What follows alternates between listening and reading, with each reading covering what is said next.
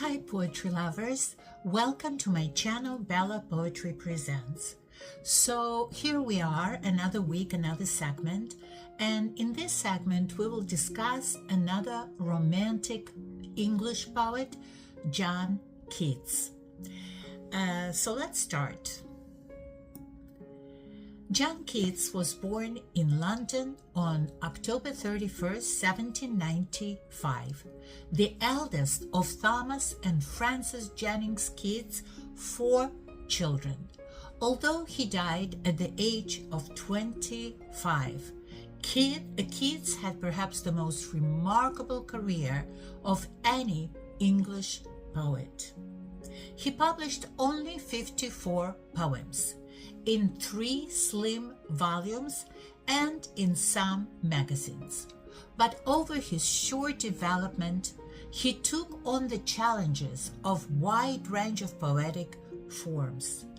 Along with Lord Byron and Percy Shelley, he was one of the key figures in the second generation of the Romantic movement, despite the fact that his work was published only 4 years before his death. The birthplace of John Keats is somehow contentious, but Keats believed he was born in an inn that was attached to the stable which his father managed. Thomas Keats managed the stable for his father-in-law and later owned it, providing the family an income comfortable enough for them to buy a home and send their older children John and George to the small village academy of Anfield, run by the liberal and gifted teacher John Clark. Young Tom Keats soon followed them. Although little is known of Keats' early home life, it appears to have been happy. His family was close-knit. The environment where he grew was full of the exuberance and glamour of a big city stable and inn-yard. Frances Keats was devoted to her children, particularly to her favorite son, John, who returned that devotion intensely. Under Keats' father, the family business prospered, so that he hoped to send his son John to Harrow. At John Clark's school, Keats developed an interest in classics. This passion would stay with him for the rest of his life and inform his future writing. He was initially a very unruly student. He was prone to fighting, but he eventually turned himself around to focus on his studies. Keats befriended the son of the headmaster, whose name was Charles Clark, who later went on to speak very, very highly of Keats. Clark remembered an outgoing youth who made friends very easily and fought passionately in their defense. He was not merely the favorite of all, like a pet prize fighter for his terrier courage, but his high-mindedness, his utter unconsciousness of a mean motive, his placability, his generosity wrought so general a feeling in his behalf that I never heard a word of disapproval from anyone, superior or equal, who had known him. On the night of April 15th, 1804, when Keats had begun in school less than a year, an accident occurred that would alter his life and prove to be the first of series of grand losses and dislocations that would pursue him throughout his brief life. His father was seriously injured when his horse stumbled as he rode home, and he died the next day. The shock to the family was great, not only emotional, but financial as well, because he was the sole provider. Within 2 months of her husband's death, Frances Keats had moved the children to her mother's home and remarried. But the marriage soon proved disastrous, and it appears that after losing the stables and some of her inheritance to her estranged husband, William Rawlings, the poet's mother left the family, perhaps to live with another man. She had returned in 1808, but she was broken and ill, and soon she died of tuberculosis, as had her brother just a few months before, in March 1809. John became the oldest male in his family, and to the end of his life, he felt a fiercely protective loyalty to his brother and sister, Fanny Keats. His most thoughtful and moving letters on poetry's relation to individual experience, to human suffering, and spiritual development were written to his brothers. It is said that much of Keats' financial woes in later life came from mishandling of his father's inheritance. After his mother's death, John's grandmother entrusted tea merchant Richard Abbey with their inheritance in order to try and create some financial stability. However, this decision seemed to backfire, as Abby turned out to be overbearing when it came to financial matters and wouldn't give the money to the children freely. Richard Abbey and John Rowland Sandal were given the role of guardians to the Keats children after the death of both of his parents. Keats delved into his into his passion for art and writing. Keats was forced to leave his studies at Clark's School to study medicine at a hospital in London as an apprentice. So he became a licensed apothecary. Apothecary is a person who bought and sold drugs, and he became that in 1816. While Keats may have intended at this point in his life to commit to a career as a surgeon, the increasingly long hours required by the hospital carved sharply into his writing time. He was never quite as interested in medicine as he was in writing. The contrast sent Keats into a depression. He feared for his future career and happiness. By the end of 1816, he had made his final decision to become a poet, although he continued his medical studies. In May 1816, Keats' first published work, titled O Solitude, If I Must With Thee Dwell, was published in the Examiner. This was followed by To My Brothers, and Keats' volume of poetry titled Poems was published as well. This book was far from a success, unfortunately, so much so that his publishers were embarrassed by it.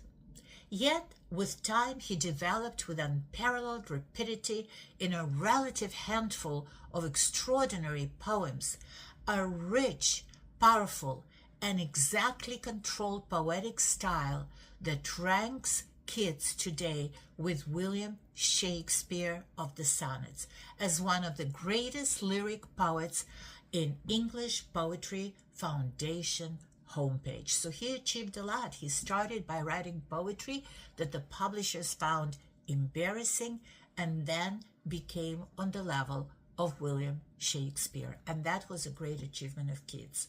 Between 1818 and 1820, Keats wrote his most famous work, including Ode to a Nightingale, Ode on a Grecian Urn, To Autumn, and La Belle Dame sans Merci. These poems explore the tension between joy and sorrow, permanence and change, and the human longing for beauty in this fragile world. Keats famously described a poet's capacity for negative capability, the ability to live with uncertainty and mystery without seeking definite answers.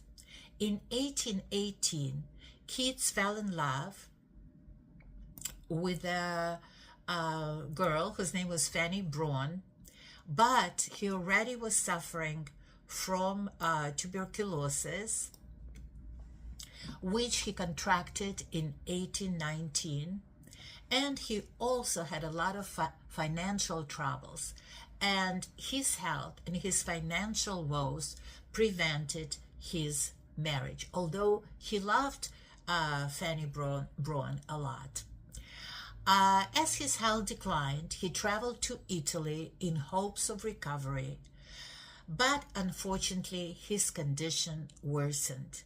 John Keats died in Rome on February 23, 1821, at the very young age of 25.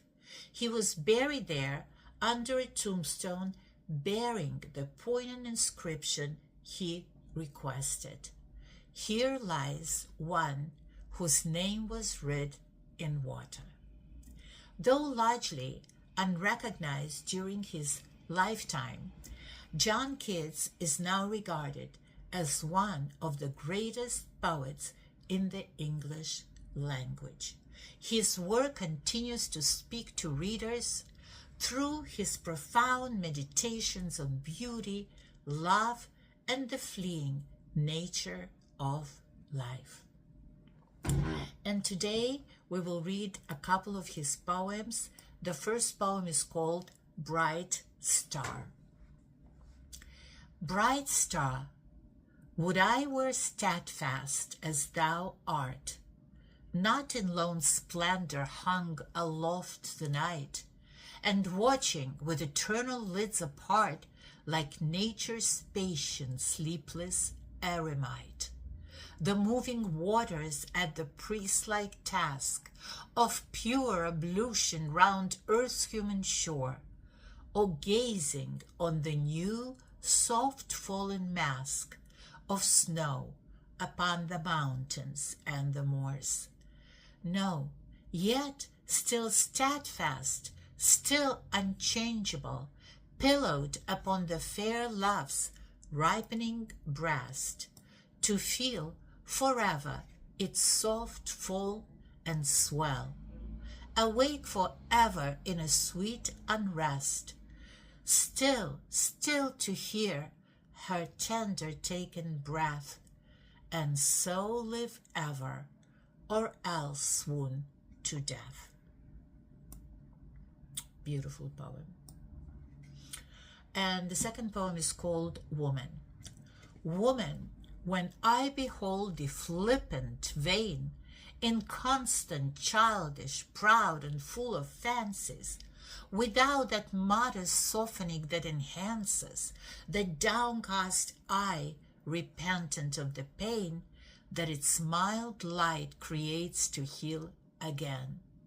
Even then, elate, my spirit leaps and prances. Even then, my soul with exultation dances, for that to love so long I've dormant lain. But when I see thee meek and kind and tender, heavens, how desperately do I adore thy winning graces. To be thy defender, I hotly burn to be a Calidore.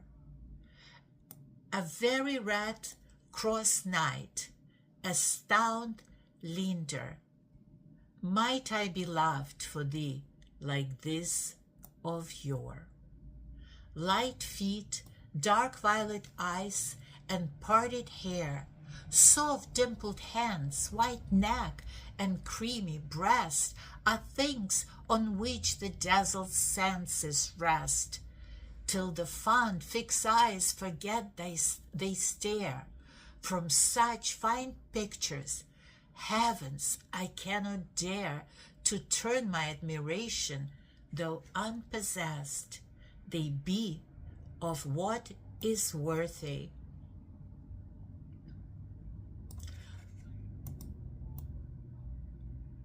Though not dressed in lovely modesty and virtues rare, yet this I leave as thoughtless as a lark.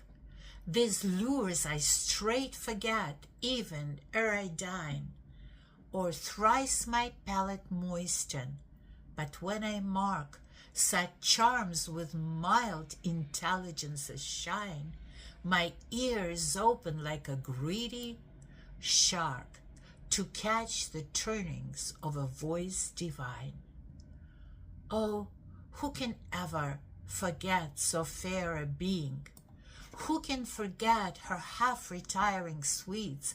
God, she is like a milk-white lamb that bleeds for man's protection. Surely the all-seeing, who joys to see us with his gifts agreeing, will never give him pinions, who entreats such innocence to ruin, who vilely cheats a dove-like bosom. In truth, there is no freeing one's thoughts from such a beauty. When I hear allay that once I saw her hand awake, her form seems floating, palpable and near.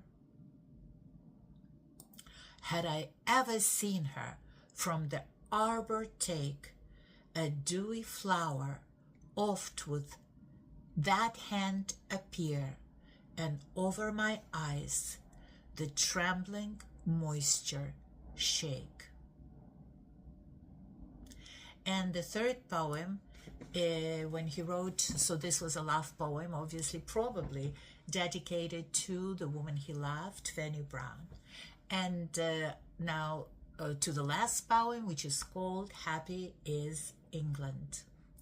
Happy is England, I could be content to see no other verdure than its own, to feel no other breezes than are blown through its tall woods with high romances blend. Yet do I sometimes feel a languishment for skies Italian, and an inward groan to sit upon an Alp as on a throne, and half forget that world of worldling meant. Happy is England, sweet her artless daughters. Enough their simple loveliness for me, enough their whitest arms in silence clinging. Yet do I often warmly burn to see beauties of deeper glance, and hear their singing, and float with them about the summer waters. So here is a poem to England, but at the same time, I guess this poem was published when he was in England, in Italy, trying to recover from tuberculosis. And so he contrasts the beauty of England with the beauty of Italy. So this is the end of our segment about John Keats. I hope you learned about his very short but very prolific life, and that you enjoyed his poetry. Please don't forget to like and to subscribe. See you next week. Have a wonderful, wonderful day. Thank you. Bye-bye.